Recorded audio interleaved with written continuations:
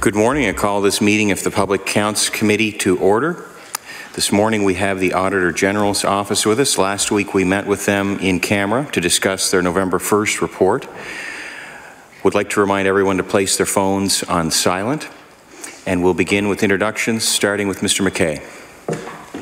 Good morning, Hugh McKay, MLA for Chester St. Margaret's. Brendan McGuire, good morning, Halifax Atlantic. Benjamin Jessam, Hammonds Plains, Lucasville. Suzanne Lonis-Croft, MLA Lunenburg. Good morning, Gordon Wilson, MLA Clare Digby. Morning, John Lohr, MLA for Kings North. Morning, Dave Wilson, MLA for Sackville-Cobequid. Lisa Roberts, MLA for Halifax Needham. I'm Alan McMaster, MLA for Inverness, and your chair. We'll start with Mr. Atherton here on my right. Morning, everyone. Andrew Atherton, Assistant Auditor General. Good morning, Michael Pickup, Auditor General. Diane Chason, Executive Audit Principal. Mr. Pickup, we'll turn the table over to you. Thank you. Thank you for having us here today. My opening remarks will be relatively short, given that we had an in-camera session last week for 2 hours, and this report's been public for a week, so I'll keep it relatively short.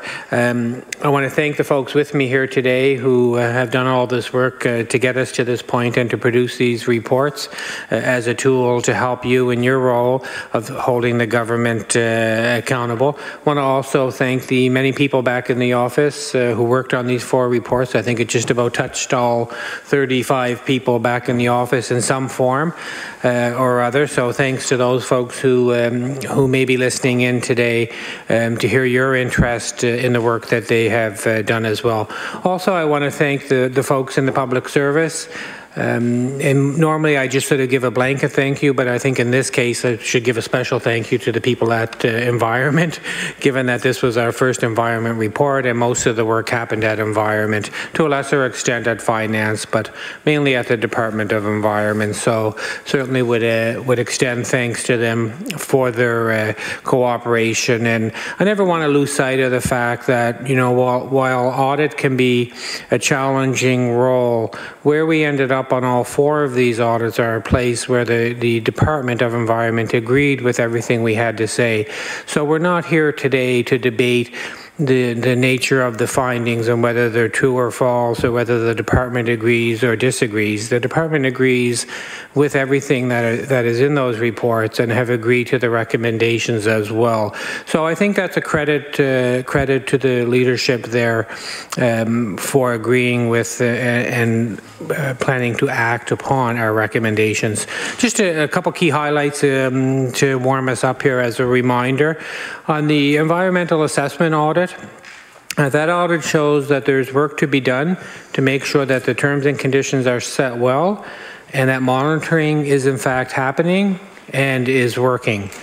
Nova Scotians depend upon the environmental assessment process as one of the key parts of the government's approach to oversight in terms of managing environmental risks for the protection of the environment. You know, at the end of the day, it's a fairly simple story. 53 of 54 projects were approved, each with 20 to 30 terms and conditions. But of those terms and conditions we tested, only approximately half were monitored. So in simple terms, I don't think that's a great story on the environmental assessment front. On the climate change audit, the government met the greenhouse gas reduction targets well ahead of schedule. And now it's time for an updated risk assessment and a plan on climate change so the government can share that with all Nova Scotians on what it plans to do going forward. And again, the department acknowledges that and has agreed to some concrete action to take to address that. In early spring of 2018, so in the coming 6 months or so after we get through winter, that report will feed into a Canada-wide report that nearly all auditors general across the country are participating in. So all of the jurisdictions, all of the provinces and territories, the federal government, we will come together and produce one report looking at climate change across the country and looking at what each of the jurisdictions are doing with a minimum set of procedures that most of us have agreed to look at. So the intention would be at this point, well, that will be tabled federally. The Commissioner of the Environment will be tabling that in the Parliament of Canada. And then most of us will be tabling that summary report in the provincial legislatures as well. So my intention would be to table that summary report on climate change for the country in the House in sometime in the spring. The dates are still being worked on, but we're probably looking at late March, early April. And what that will enable is Canadians to have a look, to see what's happening one end of the country to the other. Now, on the other two chapters that were included in this report, on the information chapter on the accounting for the contaminated sites, no problem with the accounting. The government has recorded the correct amounts according with standards. We did this chapter again to draw attention to the fact that of the 212 million recorded, 130 plus is for Boat Harbour, which will change as a plan is finalized over the next three to 4 years. So it was just to draw some attention to the fact that as time goes by, fiscal planning can be somewhat of a challenge when you get something like a Boat Harbour cleanup that can, have a significant hit to it. The change from 16 to 17 was over $40 million. So, somewhat of a challenge, but again, the accounting is fine. And then finally, on Chapter 2, we look back at the work of the Department of Environment over the past 10 years. And this, I think, ought to be of some concern to the Public Accounts Committee. We had a look at the 3 audits that we did over the past 10 years and said, okay, the last time we followed these up, what was the status of these recommendations? So roughly half of the recommendations were completed the last time that we had a look. So I think it's probably makes some sense for the Public Accounts Committee to give consideration, if they're looking at these new audits that we did, to also engaging departmental officials in a discussion as to what has happened since our last follow-up to all of these recommendations that had not been completed before. And that way the Department of Environment could tell their story, they could be held accountable, and there could be some good discussion around what is and what isn't happening and why. So that was why we drew attention to that previous work. Also, there are still a number of audits that I would suggest would be worthy of consideration for the Public Accounts Committee to look at calling in as well. And some of those relate to environment, like the public drinking water audit that has yet to be called the Public Accounts Committee. And then there's 2 pieces of related work, one on the species at risk that doesn't directly happen at the Department of Environment, but certainly does have an environmental aspect and a concern. So that's the species at risk chapter. And then the other one was critical infrastructure resiliency, which clearly is an issue that impacts all of Nova Scotians from one end of the province to the other as things may or may not happen and the risk continues. So we put all of that into a chapter for you. So just in summary, before ending, I would say that this was our first standalone environment report. I'm glad we did it. We brought it all together for you, including that 10-year look, and I hope it will allow Nova Scotians, all of members of the House and this committee, to get a sense of what is happening or not happening at the Department of Environment.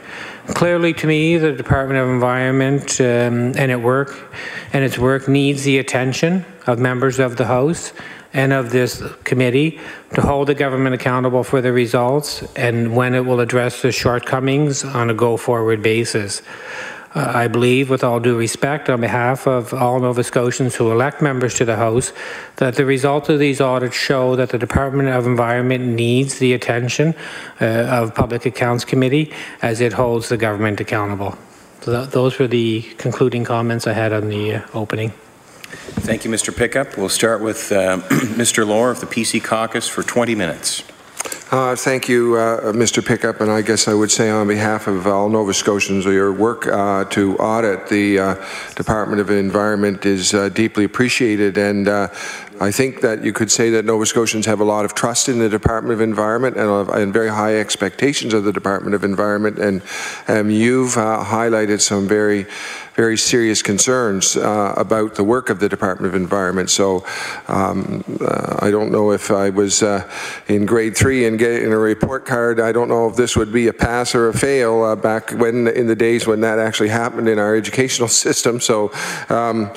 But it certainly is a very concerning report to us. I just want to, I think what I will do is go through the chapters in order, ask some questions, and doesn't probably reflect our concern levels for some of these. We're concerned about every chapter, of course, but I do want to ask about the liabilities incurred, and we've seen a huge growth in the last 4 years in the total liability to the province, and a lot of that tied to Cisco and Boat Harbour, but Cisco has been dropping as a liability, and I apologize if I'm asking something that was mentioned in the in-camera session. I wasn't here, but I just wonder if you could comment on the declining liability for Cisco and what reasons you see that has happened.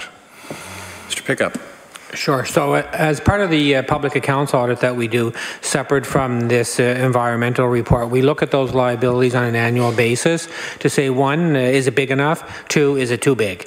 So the discussion we would have had during this summer on the public accounts audit, we would have been told that that was the remaining amount left to do any outstanding work. So it's certainly not expected to be any bigger than that, and the expectation is that should be adequate to cover anything on an ongoing basis forward. So if there's any work over the next 5, 10, 20 years, that $68 million is intended to cover that. Yeah, so I think there's sort of a belief in the general public that Cisco has been largely dealt with, and I know it is also significantly federally cost shared. I'm just wondering if those two factors are sort of in that decline. Sure. So I think we, as you indicated, the significant amount of work has been done. So, but under accounting standards, what you have to do is if you anticipate anything else on an ongoing basis, you know, even if it was $1 million or $2 million a year, you would record that today for anything forward. But yes, of course, the majority of the work is more than done. So I guess from my role as an MLA in this, the sort of the incredibly escalating numbers for Boat Harbour are kind of alarming to see that rise in the liability. And is it?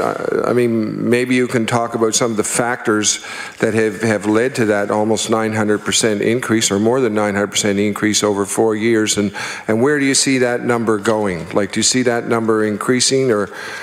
And maybe I'm asking you to answer something you can't. Maybe you can tell me where did you see in your audit the reasons why the number escalated so much?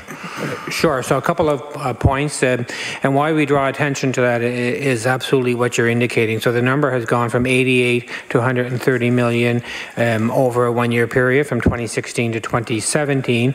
And I would expect that as the government looks to finalize the plan over the next 3 to 4 years, that number is likely going to change. And they've indicated that in the financial statements that it will change. Now, why did it change this year? What I'm told is, having checked with finance folks, is that more information became available, like the contaminant removal, how it was going to be treated and disposed of, more work on the settling ponds, on the pipeline from the mill, and the impacts upon the shoreline and the wetlands.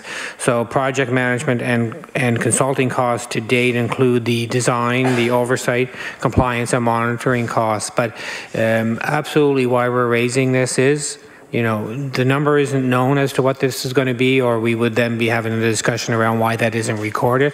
What we're saying is, as these things become known, that number will likely change to something greater than 130 million. I guess I have to say that I'm really kind of highly concerned that the number isn't known, because I think the announced date for the closure of the boat harbour is 2020 for that facility, and that's not very far away. And if that's going to be closed, then we should know what the costs. We should have a better handle on those costs right now. I mean, time moves very quickly. Would you agree with that, Mr. Pickup? So in the province, in their public accounts and their published financial statements, have indicated that there's significant uncertainty, of course, but that a comprehensive remediation plan will likely take 3 to 4 years to complete. Now, in terms of why it will take 3 to 4 years to complete, I think that would probably be a discussion to engage the folks at Transportation and Infrastructure Renewal who are leading it, with the finance folks, I guess, to some extent, because they're the ones that prepare the financial statements. But probably the TIR folks are the best ones to talk about why it takes 3 to 4 years. But I think what I heard you say is that even with the incredible rise in the number to 130 million, it is your expectation that number could still be significantly larger. Right. So what in the fairness of the financial statements that the government has produced, in their note they have indicated that there is still significant measurement uncertainty related to this estimate. So as they get more into it and find the extent of the issues, then they'll know more what has to be done and what it will cost. I mean, history generally shows on environmental issues the costs don't go down from an estimate. They generally go up, unfortunately. So the financial statements are drawing attention to that. Just like what happened this year, right? From 2016 to 2017, the bump up was 42 million in a 1 year, and we're still 3 to 4 years away from a comprehensive plan. So I guess when I think about that bump up, and I mean, maybe is it because the standards have changed that I think about the possible reasons why the bump up has occurred. Possibly there's a reason that there's a better understanding of the magnitude of the problem. Possibly it's because there's a better sort of changing targets on how clean it has to be. Possibly there's new guidelines. So would it be the magnitude of the problem, or the shifting guidelines on what the ultimate cleanup will achieve? Or would you say it's one of those or the other, or both of those? So at a high level, I will respond with the sort of caveat that probably better to get the experts in from TIR if you want to know more. But I did get out for a site visit with the folks probably, I don't know, October, a month ago, and spent the day down there. And my understanding is, you know, the bump up and the uncertainty exists around figuring out how extensive that problem is, how deep the problem is, how big the problem is, and then what is going to be done and what it will cost to address that. Versus, certainly it's not changing accounting standards or anything like that. It's figuring out how big is this problem, and what is it going to take, and what is that going to cost? Right. But that's probably as far as I would go in terms of trying to explain what's happening there, suggesting that you get the folks from TIR in. So it's not, just to say, it's not changing definitions of what cleanup means. That's not the issue. It's not the target. The target is whatever cleanup is defined as. There would have to be some sort of objective criteria for what ultimately cleanup looks like. That hasn't moved then. It's more figuring out the depth of the problem. So that is my understanding, but that's based on my site visit and discussion with him to say it's figuring out how big the problem is, and then what are the solutions to deal with the problem that you have at hand, all under that sort of same concept of trying to get to this point, which hasn't changed. Okay, thank you. I noticed in the report there was reference to a number of other contaminated sites, and many of them are not I would say, are not being booked as liabilities right now. Wondering if you would comment on that, on the wisdom of that, or the reasons for that. So if I understand correctly, so we've talked about the two issues. We've talked about Cisco and Boat Harbor. Right. Then there's about another 14 million that is booked for a number of other items, which we don't cost in the report. Now, since the in-camera last week, I did touch base with the folks in finance and got some numbers for those amounts that we have in that, and I can share those, with you if you want. For example, on the highway basis, there's almost 7 million booked to deal with the highway basis, and Sutherland Harris Memorial Hospital, there's 3.5 million booked. Deluxe Dry Cleaners, 2.2 million. Shinnecock School Board, 200,000. And then the Kurdistan Unprotected Land, 197,000. So that makes up about 13 million of that other 14 million. So what we did on that summary page on Chapter 1 is sort of outline when do you actually record something in accounting. So here I'm telling you on one hand sort of what are the key components of what is recorded, and then on the summary page we showed you when would the province actually book a liability. Yeah. So I hope I'm addressing that part of it, but I didn't know if you want me to talk more about when would you book a liability.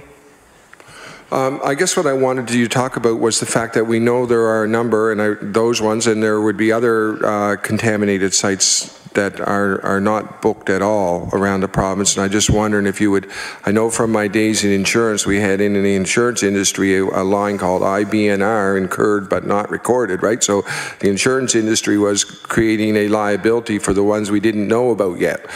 And I don't know if the province, it sounds like the province has liabilities and they haven't even booked a number for the ones they know about. We know there's a number of other sites, more than those sites around the province. Just wondering if you comment on the wisdom of that.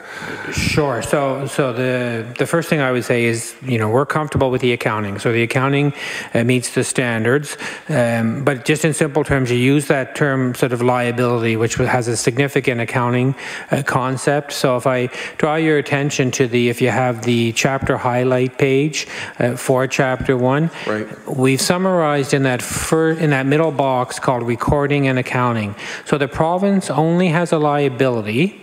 So the province has all kinds of sites without liabilities. The province only records a liability for cleanup if they acknowledge or indicate or determine that the standards have been exceeded. The province has taken on responsibility. They actually plan to clean it up, and then they have an estimate of the cost. That's what would generate a liability. If you don't meet all four of those, then you can have an issue. You can have a situation, but you don't have a liability to record for accounting purposes until you meet these things. Okay, I'd like to ask about the next chapter, previous audits related to the environment, and one of the things that jump out is the fact that the audit of 2014 of public drinking water safety, 8 of the 19 recommendations were not completed. I wonder if you would comment on that, and if you're concerned about safe drinking water in the province of Nova Scotia. So I think anytime a recommendation has not been completed, and we are going to follow up this audit. We're in the process of following it up right now, actually, and we'll be reporting back to the House in the winter of 2018 on the work that we're following up. So you're right, in this chapter we summarize on our last follow-up the number of not complete recommendations, and it was concerning. That's why we raised it and put it in the summary report.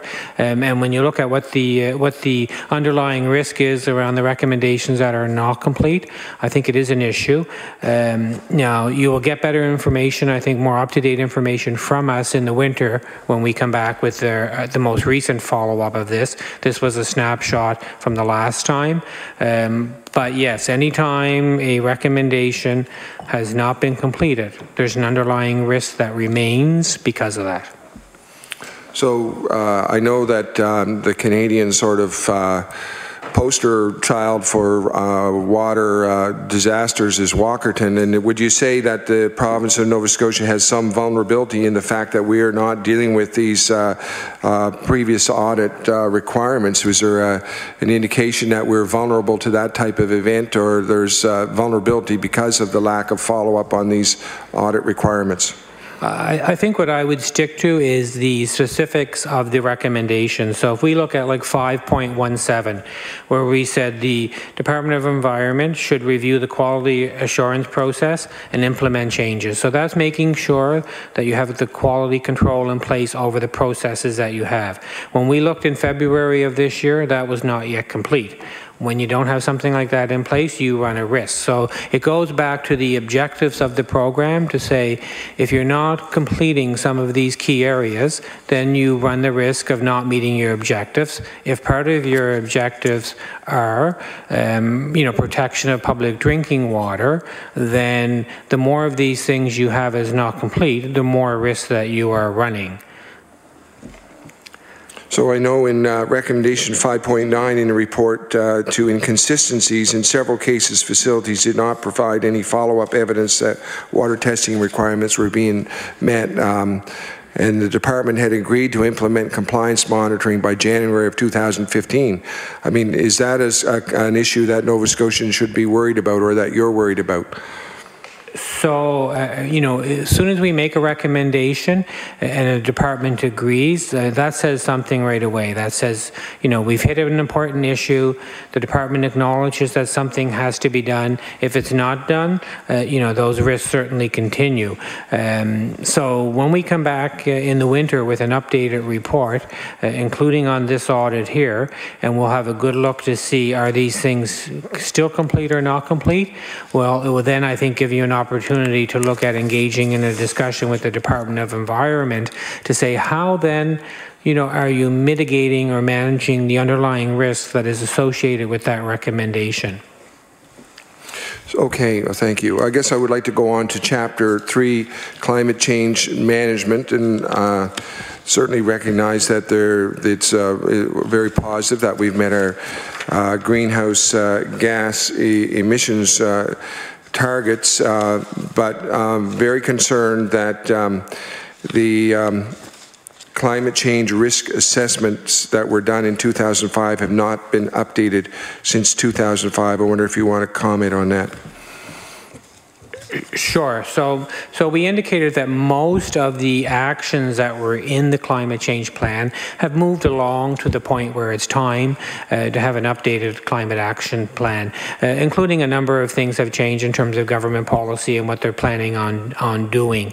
So the last risk assessment was in 2005, and after 12 years, we believe it is time to relook at those risks and to update them if updating is needed, but at least to assess, to say, does this risk continue to the same extent? What are we going to do about it? And let's develop a plan that addresses those risks. So, it's a hard one to argue with that after 12 years you wouldn't update a risk assessment. And to the department's credit, they have agreed and they've given, fairly concrete, I think, responses to which they should be held accountable. Whether it's by us or by the Public Accounts Committee, people in the House as well. I think there are certainly strong commitments there for which they should be held accountable. So, yes, clearly 12 years. I think no one would disagree that the science of and what we know and understand about climate change is 2 minutes. Oh my goodness, that went fast. The science of climate change has radically changed in the intervening 12 years, and I know that when we look at what's happening in North America and in the Caribbean, flooding is such a huge concern, and the rise of the oceans. I'm just wondering if you want to comment on what you think about those risks, and maybe I'm asking the same question again a different way, but would you comment on the fact that we have a much better understanding of the risks and we need to start addressing them?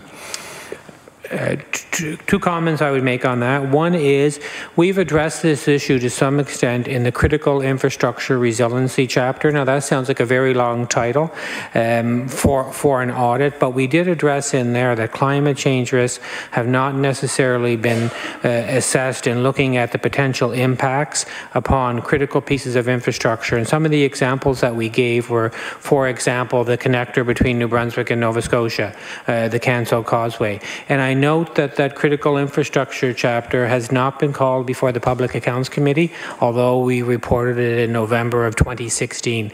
So I would hope that at some point the government is held accountable for the recommendations that we made in that chapter. The other comment I was going to make on your interest in the public drinking water supply program, that audit was tabled in May of 14, and that the department has never been called before Public Accounts Committee to explain the results in that audit and the risks to Nova Scotians that continue as those recommendations are not complete. So I thank you for your interest in that, and I hope that at some point there would be consideration to having the department come in and talk about that at Public Accounts Committee.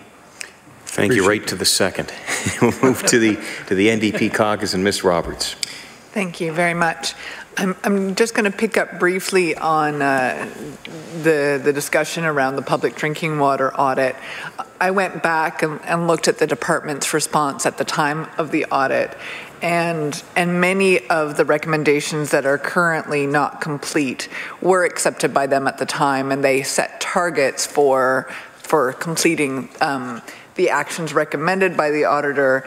For example, the Department of Environment should evaluate whether the current requirement for water testing by inspectors is appropriate and implement changes where required. That was targeted for completion by March 31st, 2016, but it remains incomplete. Another one, the Department of Environment should record all deficiencies in the activity tracking system as required. That was agreed to and targeted for September 30th, 2014, and yet remains incomplete. And I would love to hear from you, given that obviously the Office of the Auditor General has spent a fair amount of time in dialogue with the Department of Environment as this report and other reports have been worked on. What is happening within the department that it goes from an agreement and a target date set, and yet the action doesn't happen? So one thing I've learned in this is not to speak for others, and I can only speak based on sort of my perceptions and audit work that we have done. And really an explanation in terms of managing risk, making management decisions, deciding on whether to do something or not to do something is really up to the people who manage a program. So we can come forward and say, here's what we're going to audit, here's the criteria, we will make conclusions, we will make recommendations, you respond that you agree. If they then decide to do them or not do them for whatever reason that they decide, really those are management decisions. So I'm not going to try and speak for the department to say, why didn't you get this done before? But it does trouble me that when we come back and you say, yes, we continue to agree, yes, that is important, yes, we've got to do this, you know, hopefully it'll be done for next year or the next time you come back, and we're left with, well, why isn't this done yet? Well, you know, it tends to be that, you know, there are competing priorities, there are other issues, but I think that's what's one of the important things of this committee, I think, of the Public Accounts Committee. We bring this information to you as a tool to help you hold the government accountable, right? So it should be, you know, the folks at the Department of Environment sitting in this seat explaining why they've decided. I mean, ultimately, they're the ones who decided not to do these things. They're the ones who didn't get it done. It really should be, you know, the Deputy Minister and her folks explaining why these things aren't yet done. Thank you. And I note that there have been 4 different ministers of environment since the Liberals took office. So maybe that also has something to do with it, but I agree it would be great to have the Deputy Minister here to expand on that. Moving on to, I'm going to focus for a while on the environmental assessments. As people can see in the summary of the audit, there were 53 of 54 projects approved following an environmental assessment process from 2013 to 2016, 53 of 54. I know that there are Nova Scotians who will see this as evidence that the environmental assessment process is basically a rubber stamp by the Department of Environment. What can you comment on that? So on the environmental assessment process, this is one of the government's key ways that it is overseeing, managing environmental risks. So to me, it's fine that the approval process works well, that all of the information comes in, but what is critical is that all of those approved projects have terms and conditions that need to be met in order to protect the environment. And it is the government folks themselves who are setting these terms and conditions because they see it in their wisdom as being a way to protect the environment. So if you don't go and check and monitor to make sure that these things are being done, how do you know that the environment is being protected?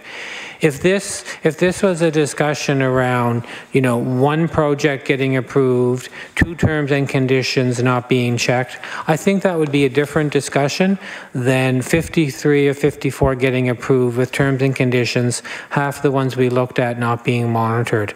That's a pretty serious concern in my view. The terms and conditions that you looked at, and I know that the projects that you looked at had a total of 675 terms and conditions. Were they accompanied by any sort of plan or process for how they would be implemented and monitored? So each of the projects had a number of terms and conditions. Some of it would be ongoing things. Some of it would be upfront pieces. Just to, I dug out a few examples over the last week since we had the in camera, and an example of a terms and conditions. So it's hard to give one answer that covers it all because they are so varied. But it's things like the project holder must submit a groundwater well survey that identifies all wells and or water supplies within 1 kilometer of the proposed development. Okay, so if you don't do that, and you don't submit that, well then that's not done, right?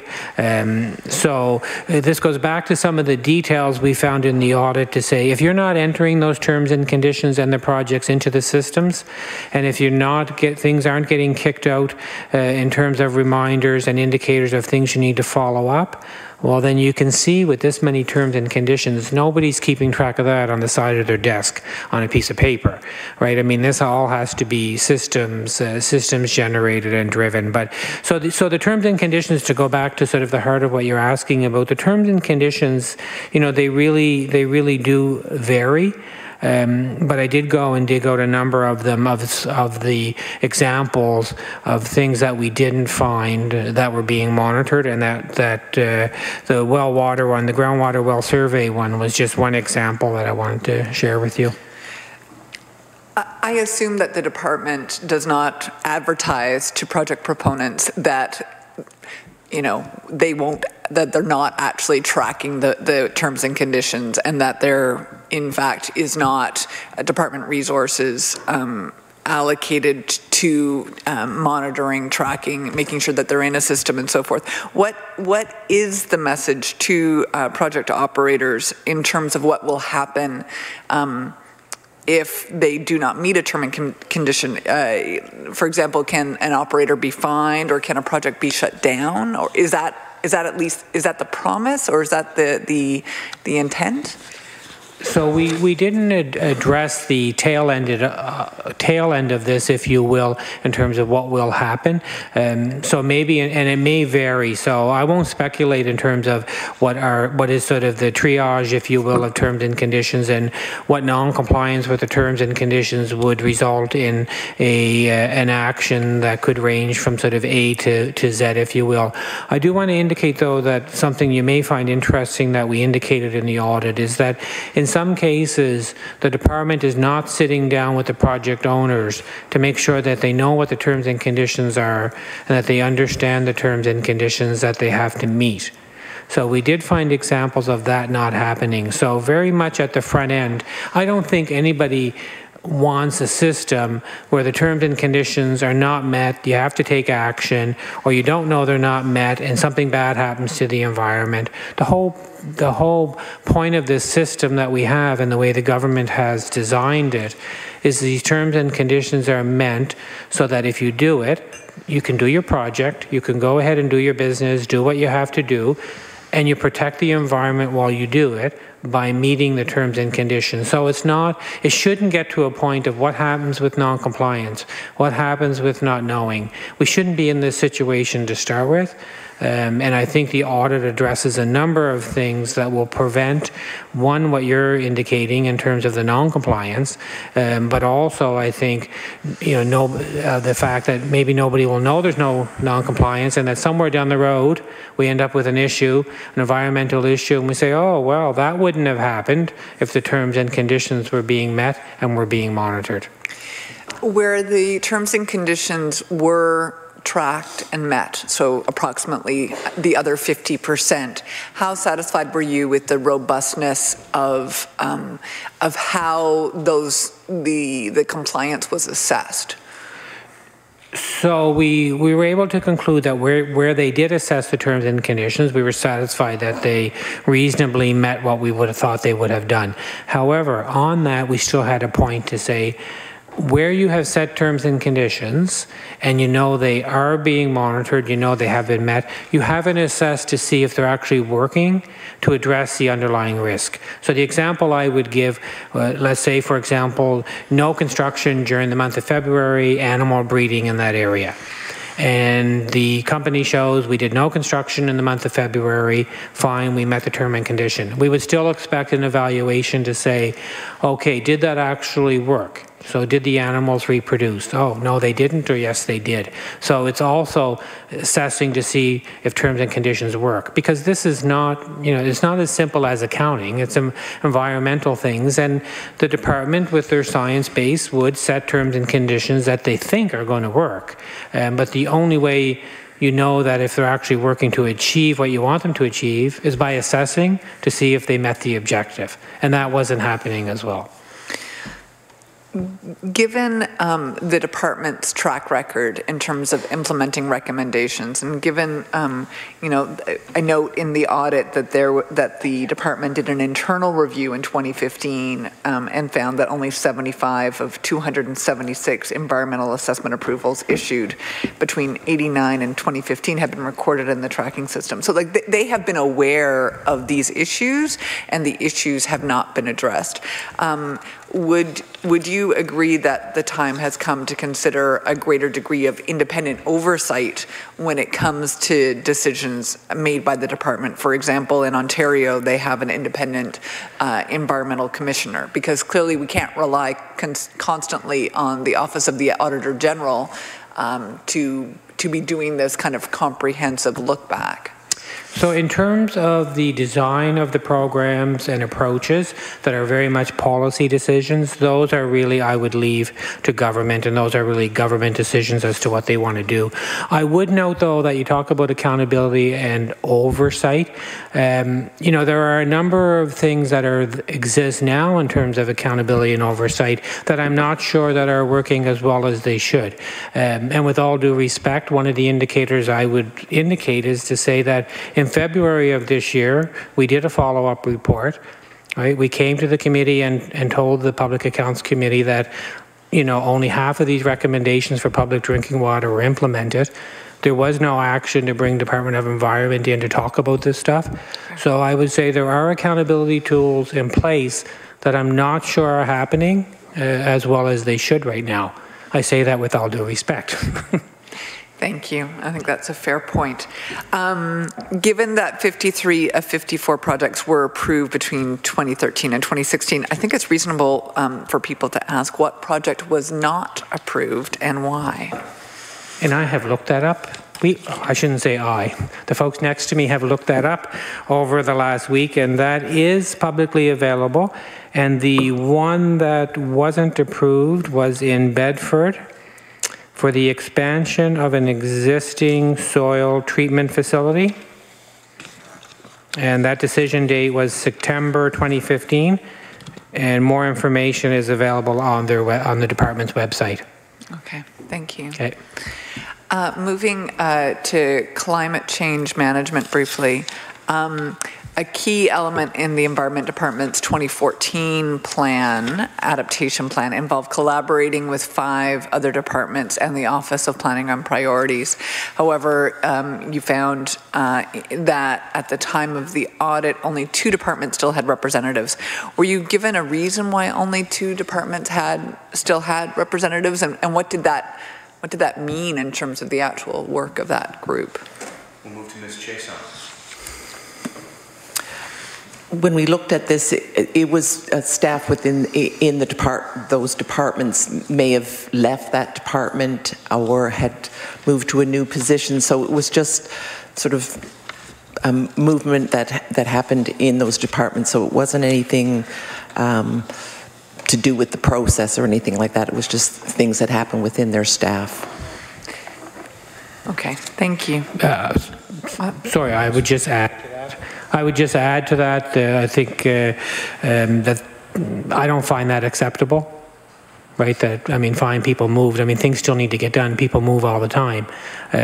So, you know, these types of things still have to occur. Thank you. You know, it's no secret that the NDP Caucus has been critical of this government for coasting on the work of previous governments on climate change. There's a note on page 31 of the audit that the province has an opportunity to build on work already done and possibly establish higher or wider ranging targets. We have only succeeded in getting very general talking points about what the next steps will be. Did you have any success in establishing why the government has not offered any vision for creating new targets beyond those established by past governments?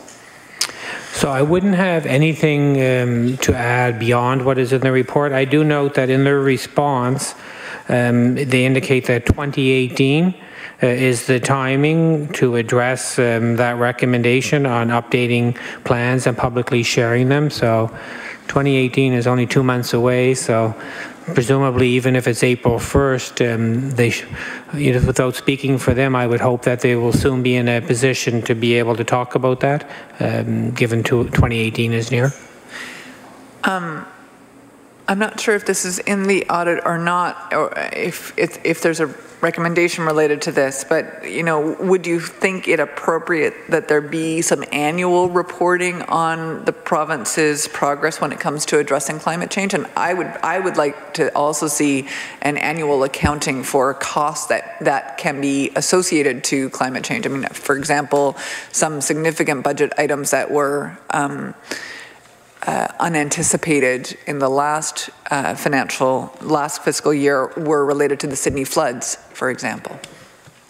Sure. So we did make a recommendation that we believe there should be public reporting, including not only on mitigation but on the adaptation as well. So we made that rec, and the department has agreed, and they have indicated that they're scheduled to do that next for 2019. So whether you believe 2019 sort of is acceptable or not, I guess would be a discussion between the committee and the department as to why 2019.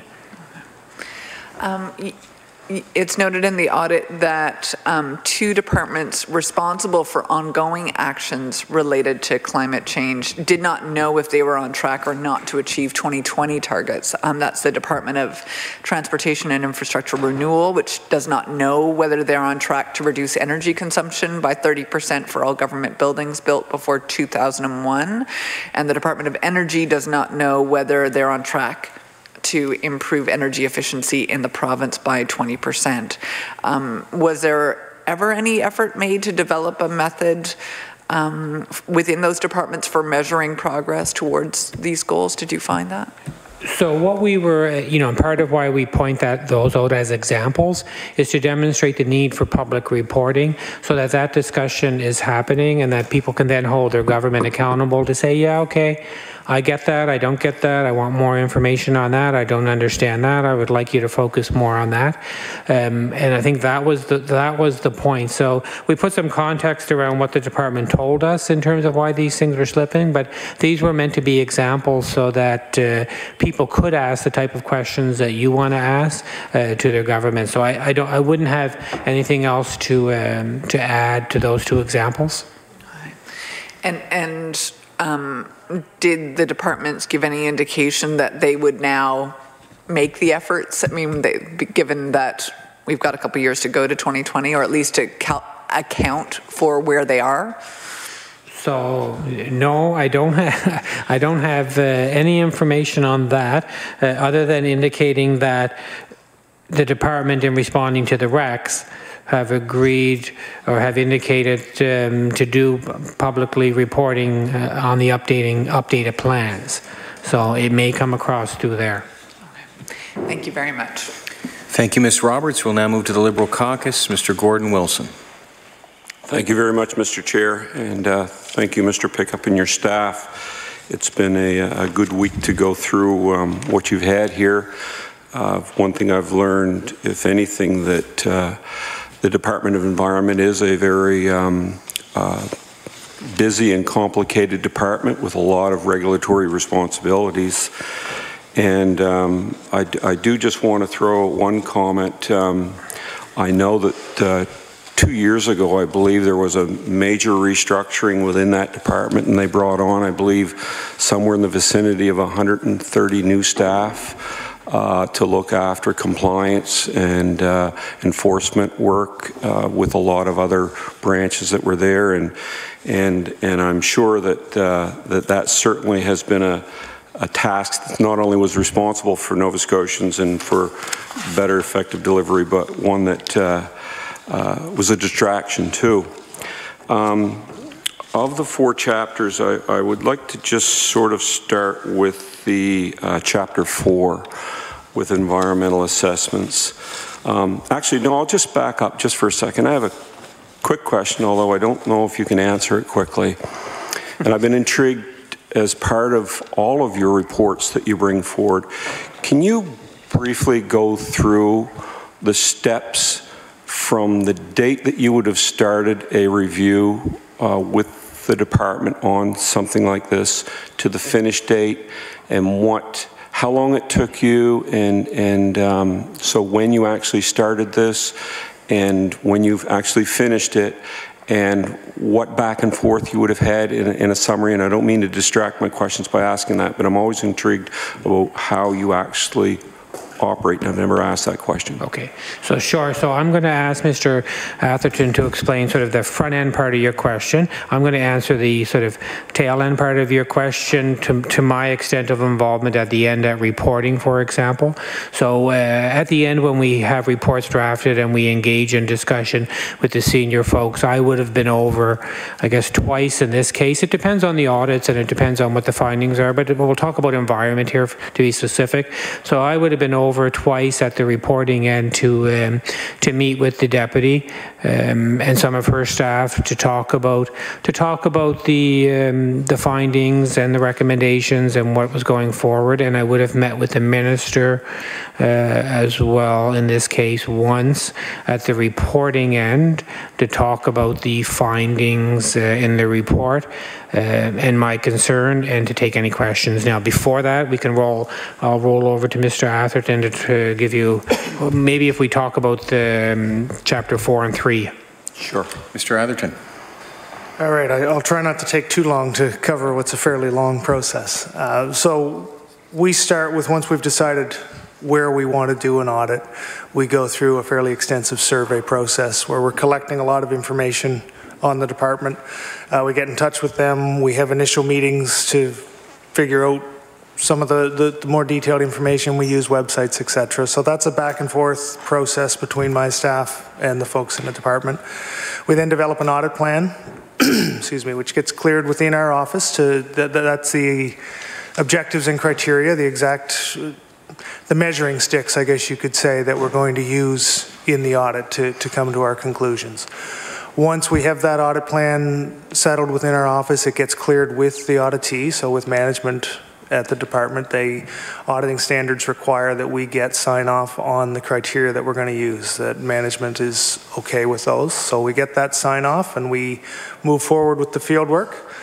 That's when the team from my office from our office will be spending a lot of time with various folks in the departments, going back and forth, looking for information. Environmental assessments is a good example. There was a lot of back and forth trying to find information. It wasn't all kept centrally. It was in various offices across the province, and not always, the department wasn't always even aware of what someone else in the department had. So there's a lot of back and forth there. We're clearing the findings as we go. We're checking with them, making sure that, for instance, if we say, well, we couldn't find this specific form, we'll check with the various people that we're dealing with and confirm, all right, yeah, this one wasn't filled out, it doesn't exist. Once we have that done, we'll do some summarized findings that we'll share with a higher level of management and make sure that perhaps that there's some information that the folks we were dealing with aren't aware of. So we pass that up to management to make sure that they both are aware of what we found and can shed light on something that they may be familiar with that someone else wasn't. Once we have sign off on those findings, that we have the facts correct, we'll do a draft report, goes through an extensive process in our office to make sure we've got everything supported there. And again, we'll go back to the department and we'll clear that both with management and with the staff that we've been working with. Everybody sits down, we have a meeting, make sure that we've got both at that point the facts have already been cleared, so they should be accurate, but we'll also work on tone. Sometimes the way we say something sounds perfectly innocuous and they say, well, wait a minute, that's not, they read it different than us. So we're back and forth on that, get sign off on that, then we get a response to our recommendations from the department. And then it ends up at the process that Michael described, where he'll have some meetings, or he and I will have some meetings potentially with the deputy to discuss at a higher level. Thank you. So the only thing that when did you actually start this audit? What date do you remember? When would you have started to develop the audit plan, say, for example? I'm struggling to remember when we started this one. It was a while ago. This one, the work was done, ready to report just prior to the election. So it's been delayed. I would suggest that we probably started this fall of 16. Okay. I think. Fall of 16. Yeah. Okay.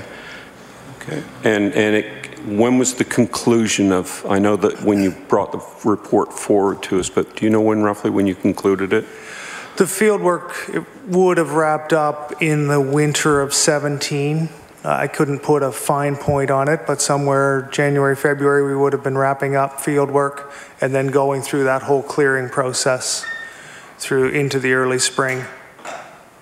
Okay, thank you. Sorry about the distraction on that, but I have been just curious about the scope of them, and I'm assuming that's those steps that you go through are similar with all of your audits there. Okay, thank you. So, Chapter 4, environmental assessments. I know there's been a lot of attention brought to that, and from the outset, I can understand some of the questions. Let's just start with the approval of the environmental assessments. There were 53 or 54. I was going to ask the same question that my colleague did. Which one was not approved? Of the 53 that were approved, these are the very important parts of when you're starting down that road. You're going to say yes, it's okay to start this activity. I would assume that the application process and the vetting of the information to ensure that this project is worthy of going forward was a fairly substantial part of looking at these assessments up front. Were there any concerns that you found with the 53 that were approved as far as their application process? So what we concluded was that the required information essentially was sent in terms of that upfront piece before it went to the minister. The only suggestion there was a little more review by the folks within the department in terms of quality control before it got to the minister. Okay, thank you. Nothing specific though in the quality control that you found, was there, that you could share? So I'm comfortable saying that overall that approval process up front is working as it was intended to work. Okay. I'm just methodically just working my way. That's sort of the way that sometimes, unfortunately, I think. So the next step after you have an environmental assessment approved is you would enter into an industrial so there's an environmental assessment, then there's an industrial approval for that project. What I'm trying to look at right now is the monitoring side, your concerns about monitoring. When that environmental assessment is approved, it would then go to an industrial assessment. Is that correct? So or an industrial approval. So the environmental assessment process, the approval would come with the terms and conditions being set at that approval point. So that would be sort of one process. So you get the environmental assessment, you get the approval, here are your terms and conditions, and the 53 that we looked, the 53 of the 54 all had a significant number of terms and conditions. So we were looking at only this part of the process in terms of the environmental assessments. We didn't look at that industrial assessment process or any other oversight pieces. We just picked out this environmental assessment process. Okay, so none of the industrial approvals were really looked at as far as the content of interaction between the proponent and the government? Is that what you're saying? So what I'm saying is we only looked at it, the environmental assessment process. Now, in the setting of the terms and conditions and the monitoring of the terms and conditions, had somebody brought something forward to say, okay, however, during this process, we looked at this, and here's how we monitored this terms and conditions, or here's how we did this, we would have considered that as evidence, as okay for the environmental assessment process, but that didn't happen. So during the audit, people weren't bringing us things to say, okay, don't be so picky. We looked at we monitored those terms and conditions as part of this process over here, like an IA process, therefore consider that. That didn't happen. Okay, so as far as your determination of the monitoring, I believe you would have been following the SNAP program or the Amanda program. What computer program were you following when you were looking at the monitoring of it? That you'd mentioned that it wasn't being entered into. So I know that in the responses to the recommendations, that the department has indicated that their new system, the SNAP, should address some of this stuff as part of the new system. So if that wasn't in place during the audit, of course, we wouldn't have been looking at it then, and we wouldn't have gone back to see what has happened as a result. So we won't actually look at that response to see whether it was completed until 2 years' time when we go back.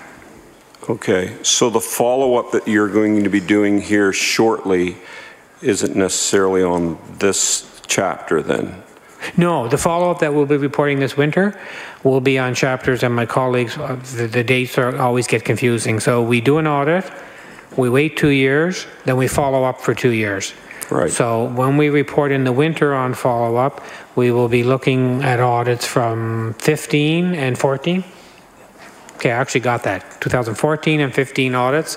We'll be reporting to you in 18. So this one won't be followed up. So we'll give the department, we'll give them 17 and 18, and then we'll report back to the House in 2019 to say what happened to these recommendations. Okay. So just to clarify again then, when you were looking at monitoring these environmental assessments being put in and tracked within a computer program, what program was that you were looking at? So we haven't indicated the name of the program in here, so I'm only going by what they're indicating they're going to do differently going forward. So I'm assuming from that it must have been Amanda versus SNAP. Okay. But that is working under that assumption. Okay, and that was the program I believe that was implemented in 2015, I think. So in looking at the overall monitoring of these 23 out of the 54, I think there were, that you felt were not being tracked properly and had some concerns, certainly on your part. Do you know of those 23 that weren't? How many of those might have been at high risk? I mean, I'm not saying that that's an important determination. Everything should probably be monitored, you're right, in that respect. But I'm just curious if to the amount of risk that we were exposed to. Sure. So we, the department sets the terms and conditions, of course, right? And they set them, keeping in mind that that's what they think should be in place.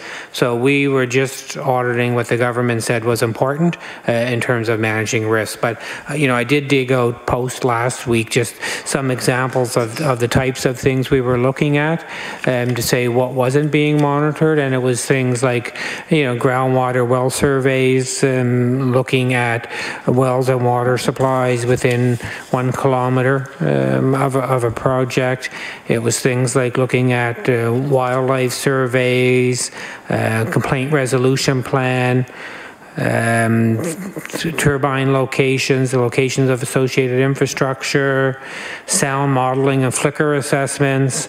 So the department, I guess, in meeting with them and in responding to this, did not try to triage, if you will, the terms and conditions that weren't being monitored to say, oh, no, that's okay, those weren't very important. Okay, so I guess that leads me to, so I understand that the environmental assessment staff gave you the status of the terms and conditions, including those that were completed. And those that were not due, there were some that weren't due yet that you were monitoring also. So obviously they wouldn't be completed if they weren't due, possibly. And those that turned out to be unnecessary, I believe that some of them maybe weren't unnecessary also. So if the EA branch could provide all of this information, doesn't that demonstrate that they're monitoring the terms and conditions? So what we looked at is we selected a number of projects, right? Mm-hmm. And on those projects, we selected a number of terms and conditions that we ourselves did. And then we asked the department, are you monitoring these terms and conditions? And they aren't. Right, so then we looked at some underlying reasons why and some examples why. So there's no disagreement sort of between us and the department that clearly the terms and conditions were not being monitored. If that was a concern of the deputy in terms of the conclusions, we would have had that discussion when I was over there with the deputy. So while I'm looking to explain sort of the findings to you, there's no disagreement with the department that these terms and conditions were not monitored. Thank you. Boat Harbor, I just find it ironic, please, that one of the biggest things I think that we as government are proud of is the cleaning up of Boat Harbor, stepping forward to do that. And I can understand also, and I've asked the questions myself, 12 million, 130 million. This is probably going to be, one of, next to Cisco and that, one of the largest initiatives that we've taken forward, and it's the right thing to do. We all know that. Saying that, did you take into consideration cleanups of this magnitude and look at, I know we want to protect ourselves against risk, and we want to be able to vision outward on what our expenses are going to be. I'm sure it's not uncommon for a project of this scope to start off smaller and grow. To tell us what these costs are going to be. Did you see anything in your review of that file? So I do want to remind you that on this chapter, you know, the intent was to remind people of the size of these things. It was in no way, there are no negative observations in this chapter in terms of you ought to have done this, you should have done this. If anything, we're saying, look, the accounting is correct, but it's reminding people that inherent in these types of liabilities are significant estimates and assumptions. That's normal. That's what's going to happen in this business. That's the way things work. So the intent of this and the purpose of it was just to draw attention to it, to say, you know, people can fiscal plan and people can make the best plans possible, but until some of this stuff becomes better known, you can't control, and you know, this stuff doesn't come with a crystal ball to be able to determine. Now, having said that, do I think it's worthy of some ongoing discussion with us as the auditors and with government accounting as the preparers of the financial statements to say what's happening on public accounts? So we'll get to March 31st, 2018 coming up. The plan's not going to be done for 3 or 4 years, but more information may be available at March 2018 to say, okay, should that estimate change? So this chapter is not, you know, sort of calling out negative things. It's just to draw attention again for people to understand that this is the way accounting works, and this one here does have a risk, and that goes with the territory of that number changing. Order. Time has expired. We'll now move back to the PC Caucus and Mr. Lohr for 12 minutes.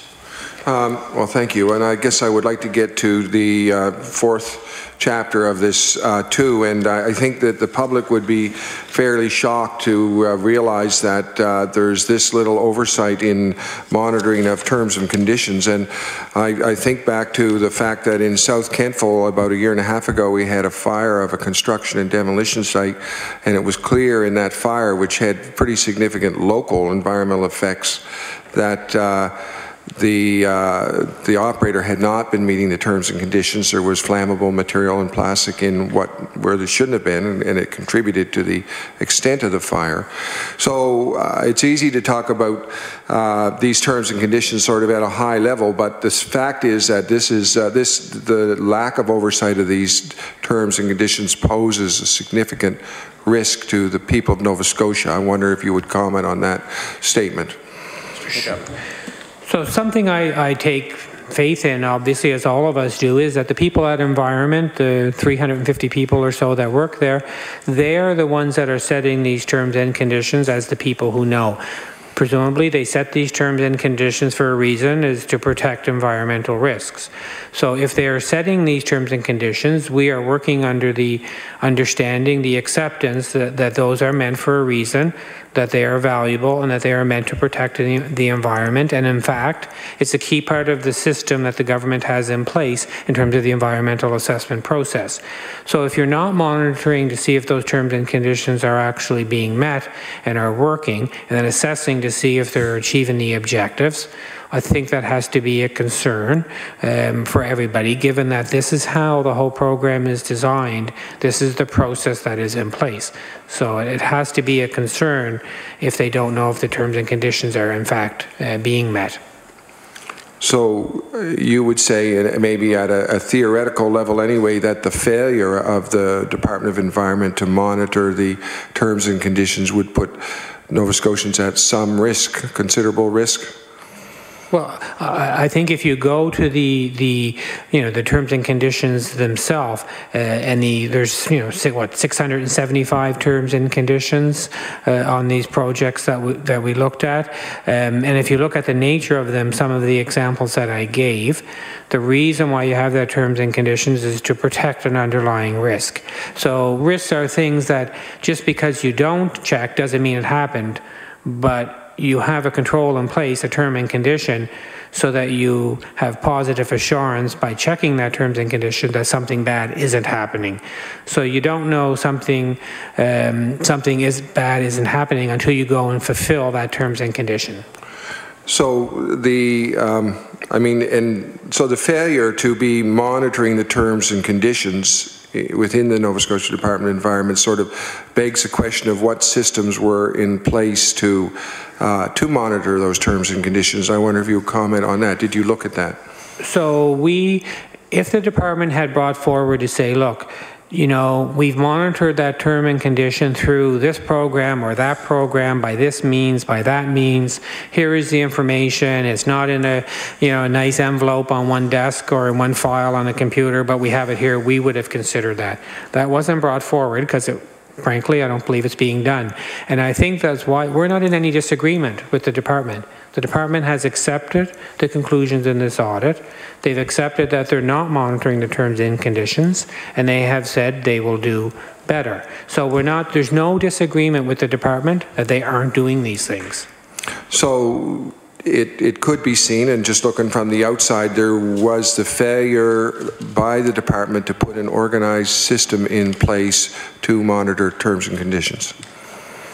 So we gave, you know, I think concrete examples would demonstrate, you know, some of the things that weren't happening in relation to the terms and conditions. So, for example, you know, if you forget or you don't put the projects in the system and record them in the system, and if you don't record the terms and conditions in the system, well, right there is a breakdown in terms of how you were planning to monitor was through the use of that system. Right, so when you don't do those things, then you end up in a situation that we have here. So from the point of view, I know you mentioned, and we've talked about it, 53 out of 54 environmental assessments were passed, and you mentioned the one that wasn't. I guess look. Mr. Lohr? The mic went off. I think I did that. I had my fault. Rookie mistake. Where was I? So the failure by the department to have an organized system in place to monitor it. I was wanting to sort of drill down into that a bit more. Would you say that and I guess my point is that puts the people of Nova Scotia at risk. I'll go on to my next question I would have asked. I guess that while you were looking at, all of what you were looking at was stuff that related to things that have happened sort of at their core mandate. And you may be aware, and I know my colleague mentioned it, that a lot of things changed in the Department of Environment in 2015-16 when the number of employees nearly doubled and the budget for compliance enforcement, inspection, compliance, and enforcement virtually doubled, right? And you're aware of that, Mr. Pickup. Would you comment on the changes in 2015-16? Were you looking at that and the expanded mandate of the Department of Environment? So on these two audits, we were just looking at the environmental assessment process, and we looked at the climate change management as well. So we weren't looking to see, you know, outside of that other programs what was happening. It was these two programs. So you weren't looking at the sort of expanded mandate of the Department of Environment at all to monitor many other different regulatory issues within the province. You know, it was these two issues that we were looking at, but I would suggest again, this is partially why we did that information chapter on Chapter 2 to say, oh, and by the way, over the last 10 years, here are 3 audits we did at Environment, and here's where they stood the last time we looked. So I know the average Nova Scotian is probably not aware of it, but the Department of Environment now has in compliance, inspection, and enforcement authority and mandate and staffing for agriculture, fisheries, for all sorts of water issues, for food protection, for all of the things that the Department of Natural Resources was working on, conservation. Public health inspectors are part of the Department of Environment now, environmental health. So they've added a huge number of things to their mandate, and I guess my question is, you're looking back at sort of what their core mandate was, and you found serious deficiencies there. It begs the question, what do we expect of them to their ability to manage these added current important mandates? So I can only talk to what we've done, but part of why we've issued our first environmental report for you is to have these two pieces of information on the two new audits. One that I think has some significant findings in terms of environmental assessments, but even on the climate change piece, let's not underestimate that's a significant amount of work that has to be done to do an updated risk assessment and a new plan and to put reporting on that. So we have those two pieces with significant amount of work to be done. On top of that, when you add in the piece on previous work done, okay, and when you look at the last time we followed up, roughly half of the recommendations were implemented the last time we followed up. So I can speak to what we've done and to say just alone looking at the work that we've done, I think there's enough here that the department needs to be held accountable on this work, and hopefully at the Public Accounts Committee maybe the deputy will have a chance if you call her in to have that discussion. And I hope we do get that chance, Mr. Pickup. I guess just to keep going on this same issue, the issues that you have raised here in your report, and especially in Chapter 4 about terms and failure to monitor terms and conditions, point to a systems failure within the Department of Environment. Would you agree with that? Sorry, can you just... So I would say that the issues that you have raised here, and especially the failure to sort of follow up on terms and conditions, the failure to monitor the terms and conditions of existing environmental approvals, points to a sort of a systems failure. There was no organized system within the Department of Environment to address the ongoing need to follow up on terms and conditions. Would you agree with that? So I think systems to me are processes, and there was a failure of certain processes to work effectively. One of those, for example, would be the monitoring of the terms and condition. One could be setting the information into the system. So systems are processes, and what we've identified here as key processes did not work. Yeah, I think we're using the same term, processes. So I guess that given the expanded mandate of the Department of Environment that I mentioned, a huge increased mandate of areas very critical to the province of Nova Scotia, did you see any indication that the processes in place for those areas were adequate? So I really can only talk to the two new audits that we did, and the last time we followed up on the other pieces of work. And I really can't, discuss or comment on other areas of the mandate.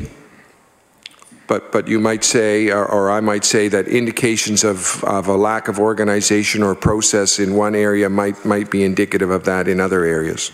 Well, I think we bring this work to you as a tool, and maybe this is a tool for you to engage with the department to say, we want some assurance here, talk to us about these other areas, and maybe this is the way to do that. So we would say that we've seen under-reporting on liability, maybe that's a changing target. No oversight on terms and conditions, a lack of updated climate change risk assessment, drinking water not adequately protected. Would you give the Department of Environment a pass or fail on this report? So I think each of those are sort of unique individual questions. So if I went to the environmental assessments chapter, I would say, we have some significant concerns related to that monitoring and the setting of terms and conditions. So, when you get nearly half of the terms and conditions not being monitored, I don't think under anybody's accounting system that could be looked at as, a ringing endorsement of success, if you will, in that area. If you look at climate change, the greenhouse gas reduction targets were met, so that would be an endorsement of meeting an objective. However, still time for an updated plan and risk assessment. So I think I find it better to talk in sort of specifics in terms of the audit work we have done. But again, am I concerned about the follow-up of the previous work and where that stuff stands? Sorry, the time has expired. We'll move to the NDP Caucus and the Honourable Dave Wilson. Thank you, Mr. Chair. Thank you for being here again today. I want to continue on with the environmental assessment in that chapter 4, and the concerns around the department not monitoring terms and conditions of environmental assessments. I know you had indicated in a few of your responses some of the examples, and I know from previous questions to you in your department of if you could rate your recommendations in a priority list or category. Your comment usually is they're all important, but one thing that did stand out to me, and it was around the groundwater surveying and the potential risk around groundwater and the risks, I guess, to Nova Scotians. And I know my colleague mentioned Walkerton, and it's I think the whole country was very concerned when we heard about that tragedy in Ontario. Are Nova Scotians at risk? I think many of us, especially those who live on municipal water sources, I don't think recognize. We take it for granted, I think, that when you turn the tap on, the water is going to be safe, and you drink it and you use it. So, could you elevate the findings in those terms and conditions, especially around groundwater, as alarming? And are Nova Scotians at risk? Could you point to that specifically as one of the areas that the department has to, they have to move on that yesterday instead of waiting till implementing changes down the road to make sure that those terms and conditions are met when they're doing assessments, especially dealing with groundwater? Sure. I think, one of the things that I took away from this audit and the work that we did here, there are so many terms and conditions being set because the department believes that's what it takes to protect the environment from A to Z, right? While you or I may have, 4 or 5 areas of interest on the environment, somebody else might have 5 or 10 different other areas. So I think that's why it's important that the terms and conditions are monitored, because they are so extensively set by the people who know, the people at the Department of Environment. So if I take to another example, you talk about water, but I looked at one where it was talking about prior to clearing and or construction, the approval, the project holder must provide the department with an environmental protection plan, and that is related to erosion, that is related to monitoring of surface water, sulfides, and a contingency plan to deal with accidents. So this is why I think it's dangerous to try and break down, okay, only this term and condition is important. Because right there in that EPP, I gave 4 examples of things that would be likely pretty critical. And again, these things may only become a problem when they become a problem, right? And if you're not monitoring and you don't know whether or not they are being met, maybe the problem doesn't come home to roost to some point down the future. But who wants that? The whole point of setting the terms and conditions and monitoring them are to make sure we don't end up in a problem down the road.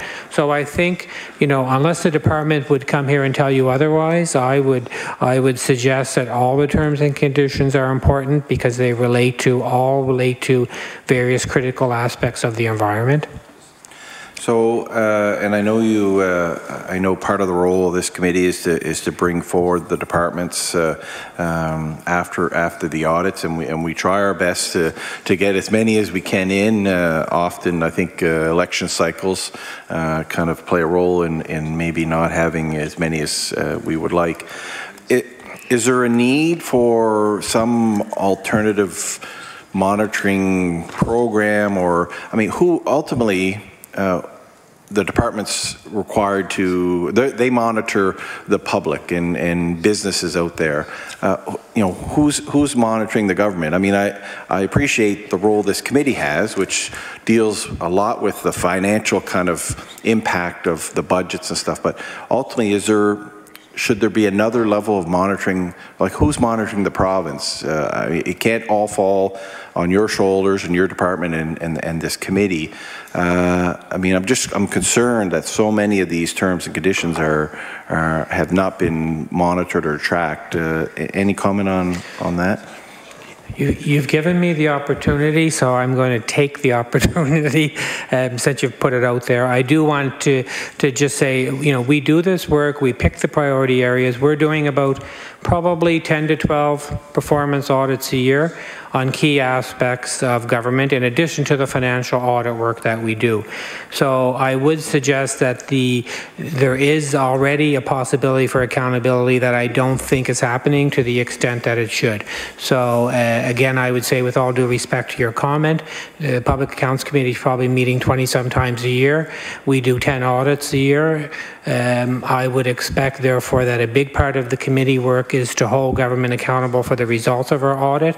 And on the environment, we've demonstrated some examples where I don't think the committee is doing that, like on the public drinking water. So you've given me the opportunity, so I do want to say that publicly, that I do believe, with the committee meeting 20-some times a year, all of our work should be called in by the entities that we audit for them to explain the results and to be held accountable.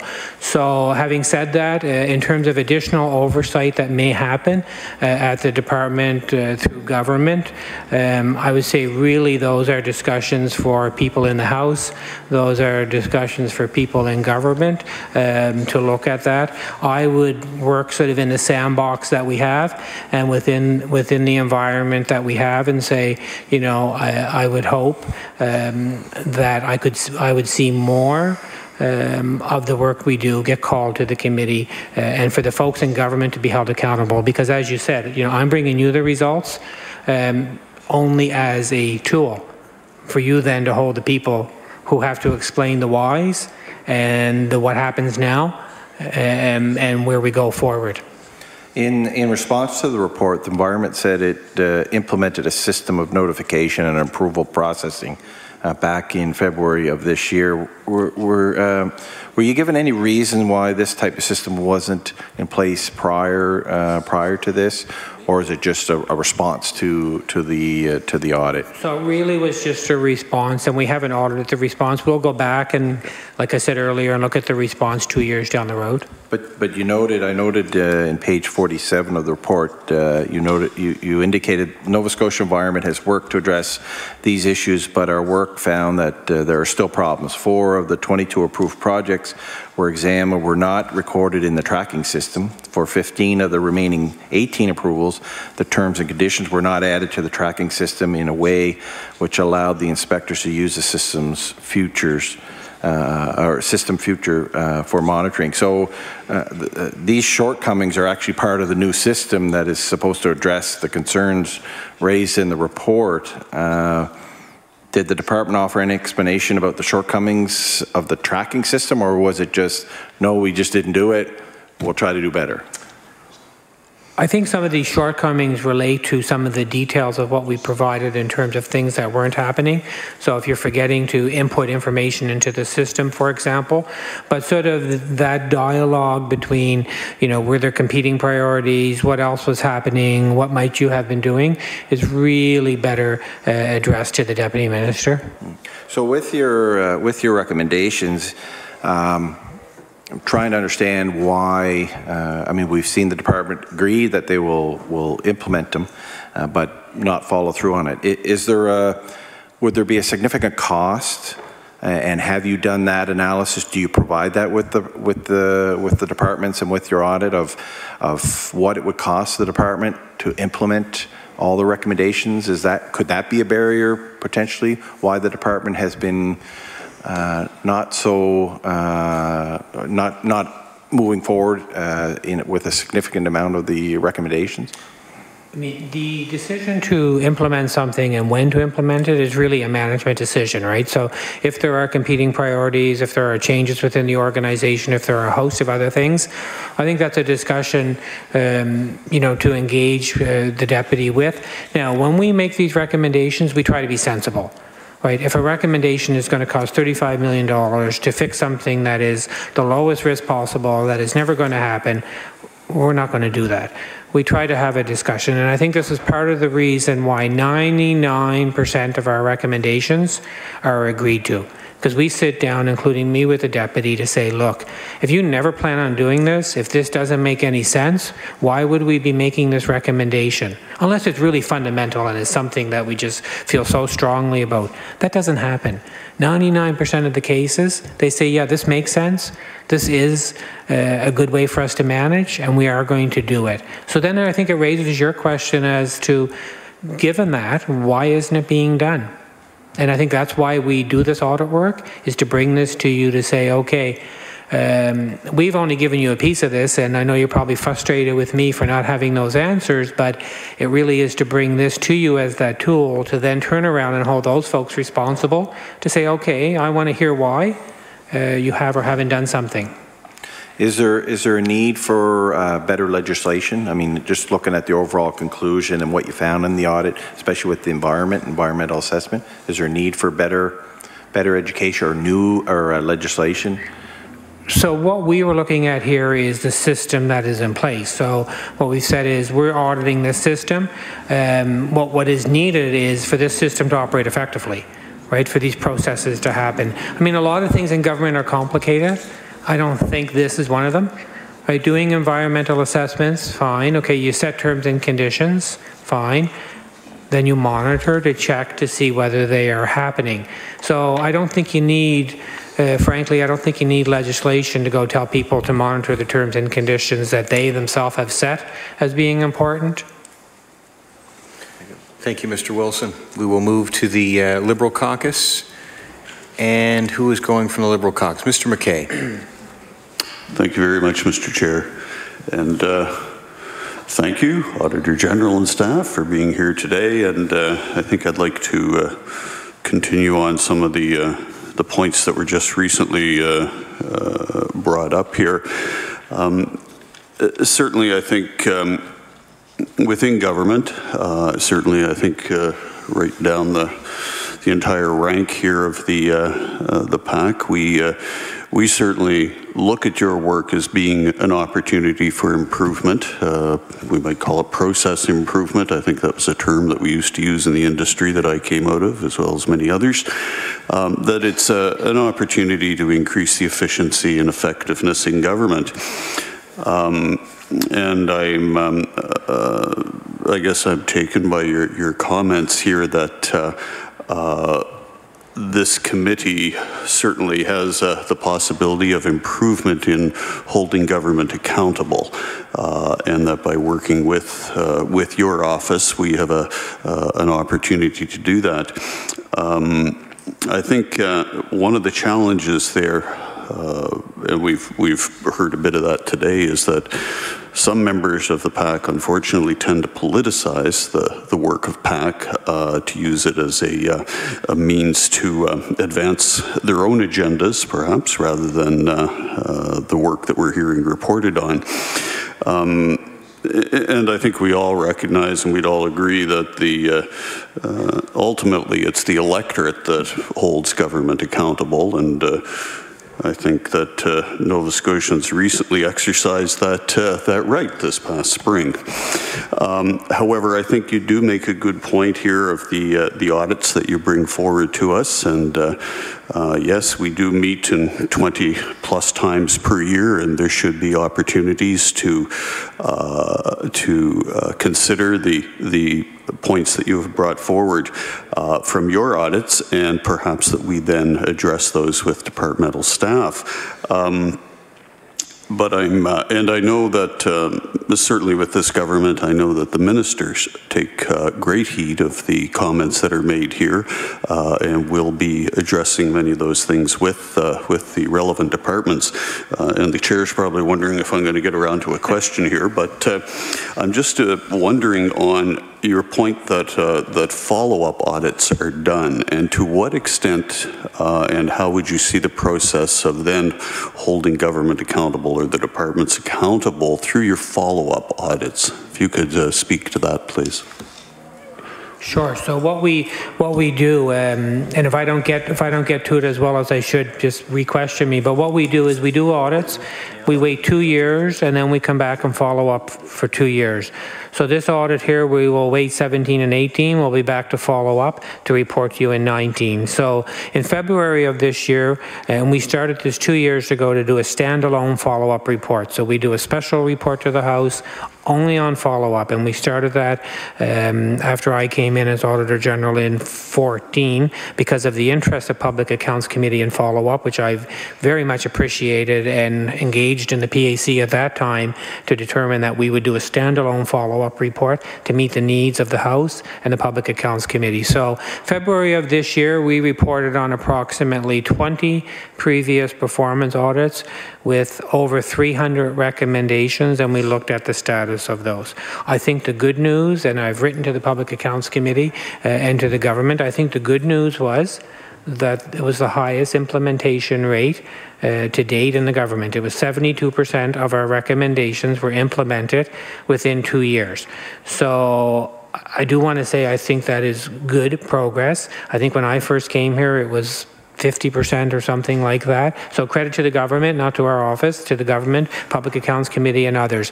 Now, having said that, you know, and why I push on this follow-up stuff and for the work of Public Accounts Committee is because I think we want to keep in the right direction of aiming for 80+% of the recommendations being implemented within 2 years.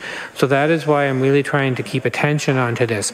And this is part of the reason why environment sticks out to me so evidently, is because, you know, if you look at a government with 72% implementation, and then you pick up the environment and you say, okay, the last time you followed up, this department was around 50%. That's significantly lower than the rest of government, and how well government is doing and the direction government has taken over the last 3 to 4 years in implementing those recommendations. So that's, I think we have something different here, worthy of discussion, to say why is environment appearing to lag on these things. So it's a long answer, I know, to your question on follow-up, but I think it goes to the heart of what we do. What is the point of any of this?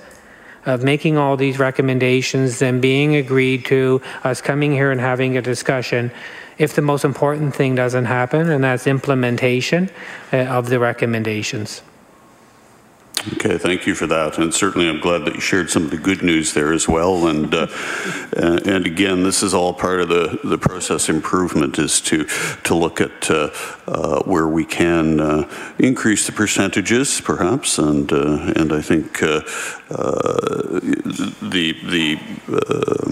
percentages that you just quoted there indicate we can still do some tweaking, but there is good news that accompanies that.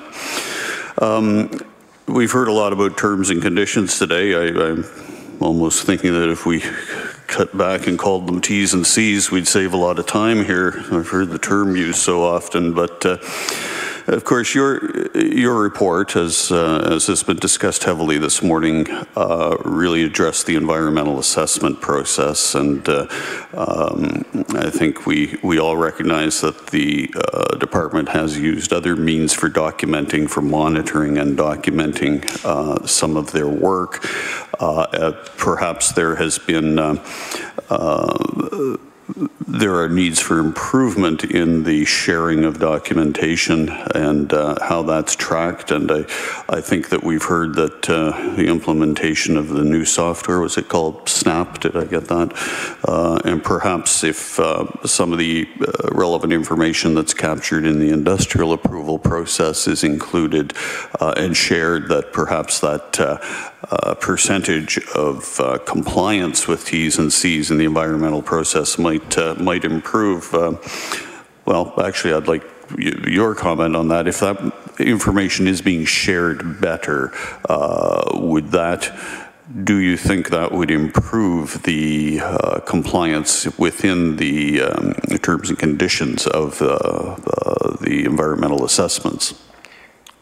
So what we look for is when we get a response to a recommendation, first we look at to say, okay, do you agree with that underlying conclusion, the underlying risk and purpose of what's driving that recommendation? And then when the response comes, we look for something that is reasonably tangible to say, okay, what are we going to do differently? Are there timelines around that? In this case, I'm optimistic that the responses from environment were on the more tangible side, had date side. Now, what will actually happen and whether those things will be done, we will see, but we'll give them 2 years and we'll be back in, I guess, 2019 to report once we follow it up. Okay. Certainly, I think as my colleague commented earlier, we as a government take great pride that we've initiated the activity, the long overdue activity at Boat Harbour. Certainly, if we look at Boat Harbour, nobody's, what was the term I heard earlier, coasting on the coattails of previous governments. As the first government to address Boat Harbour, I don't think there's any coasting on other coattails. But that aside, I think all parties here in the House are devoted and committed to ensuring proper environmental assessment, environmental mediation, environmental planning here on behalf of Nova Scotians. I'm just going to switch over a bit with the time remaining, though, to climate change. And I think your report stated that most actions by Nova Scotian have been completed. Do I understand that correctly? For meeting climate change, that Nova Scotia is already there? So what we said of the 68 actions, most were either completed or in that ongoing phase well enough to say, okay, time for a new plan. Okay. And you'll be taking that to work with your colleagues across the country, I guess your peer groups, your peer organizations across the country. And at this time, would it appear that Nova Scotia is certainly a leader in the nation in meeting climate change addressing? Well, I think that would go to sort of definition of what a leader is and how you try to compare. What we have said in this chapter is Nova Scotia, more than met its greenhouse gas emission targets ahead of schedule.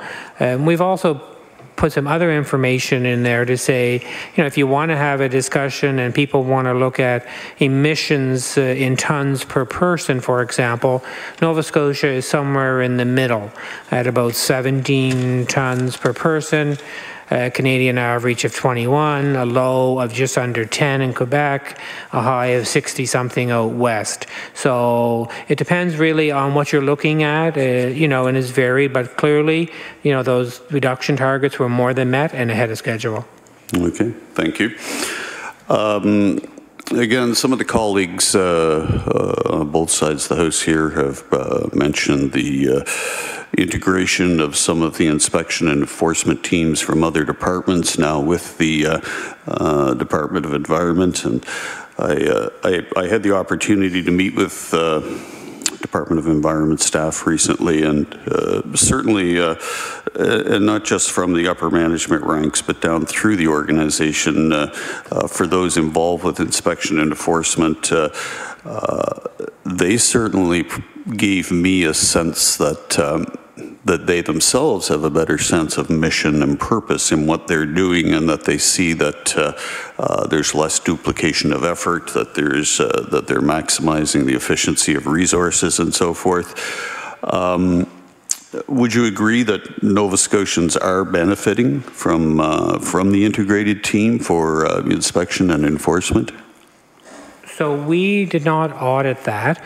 But last night, in preparing for today, I was just sort of flipping through some information that was available, and I think, it might be useful information to the committee, I think, and that's the only reason why I bring it up, and we didn't do an audit of it.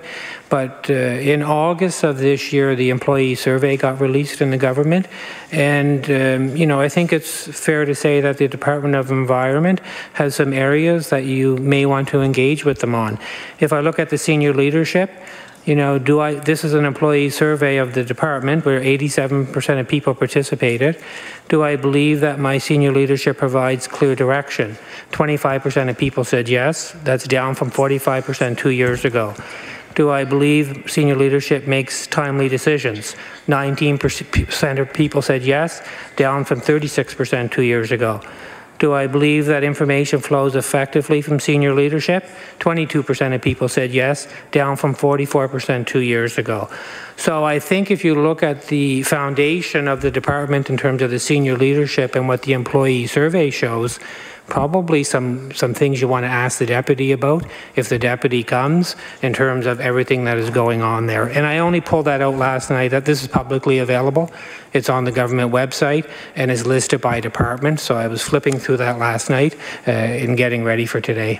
Order. Time for questions has expired. Mr. Pickup, I'll give you a chance to provide some closing comments. So I think just, you know, at the risk of sounding like a broken record, I guess, in terms of the environment, I mean, clearly I think I recently read that improving government knows no politics, and I hope that will be the case in terms of the environment, and that the departmental officials can get called in to explain the results of this work that we've done in these chapters, but also of the previous work, and not only to explain why something did or didn't happen, which I think is a relevant part of accountability, but what does it mean in terms of what's not being done? What are the risks inherent in that, which was a lot of the questions today? And then what's going to change going forward? And what standards should you reasonably hold them to? Like, when is going to be good enough to get these things done? So I know I've raised a number of times, and I think that is my job. I think as the Auditor General reporting to the House, very much looking at you as people we report to as well, but looking at reporting to the entire House, looking at reporting to Nova Scotians, I think it's part of my job to be able to come to committee here today, have an open and frank discussion, including encouraging you in a polite way, I think, to hold this department accountable for all of these audits and for what is happening. So I think that would be sort of my final close. Thank you, Mr. Pickup, and thank you to your colleagues as well for being with us here today. We do have a couple of items of committee business. We had correspondence from the Department of Education and Early Childhood Development. That was information requested from the September 27th meeting. Any questions or comments on that correspondence? Hearing none. We have a topic that has been approved, but the witness has not been approved. The topic is physician recruitment and retention. And our committee now has to decide who we would like to have as a witness. It was put forward that we would have the Deputy Minister of the Department of Health and Wellness, and as well as I think it would be the CEO of the Nova Scotia Health Authority, Ms. Janet Knox, and then it was also requested that the College of Physicians and Surgeons appear as well as a witness. Mr. Gordon Wilson. Yes, I know that wasn't our topic that we brought forward, but we do support those witnesses as being pertinent for this topic. Any other comments from other members? Hearing none, our clerk will make note of that and will ensure that those three witnesses are able to come in when we discuss that topic. The final item we have on the agenda is our next meeting. And we do have an opportunity to bring in the Department of Transportation Infrastructure Renewal, as well as the Highway 104 Western Alignment Corporation, to discuss the Cobequid Pass. Now, the opening for that meeting is next week on November 15th, but it must be known that the Deputy Minister of Transportation may only be able to attend part of that meeting due to his schedule. He certainly would intend to be here, but he's also having to appear before the Treasury Board Committee. So our members, what are members' thoughts? Is there an intent to move ahead with that meeting next week, or would members wish to wait until the deputy is able to attend the entire meeting? Mr. Gordon Wilson. I think we would wish to have the deputy here for that whole meeting, certainly. Any other comments from other members? Mr. Dave Wilson. Could you tell us why he's going to Treasury Board, or no? But no, I would agree that, I mean, we would want the deputy here as much as I would like to see the meeting go ahead, but we would need the deputy here, and I don't know how much clout we have with Treasury or not, but okay. we could talk to the minister in charge of Treasury, and they could cancel Treasury and have us here. I think given the shortness of time available, I think we should try to reschedule that for a future date. And that being said, our next meeting would be with the Auditor General's office again, and that would be on November 22nd. It would be an in-camera meeting to discuss health audits from his report. So with that, unless there's further business coming before the committee, hearing none, this meeting is adjourned.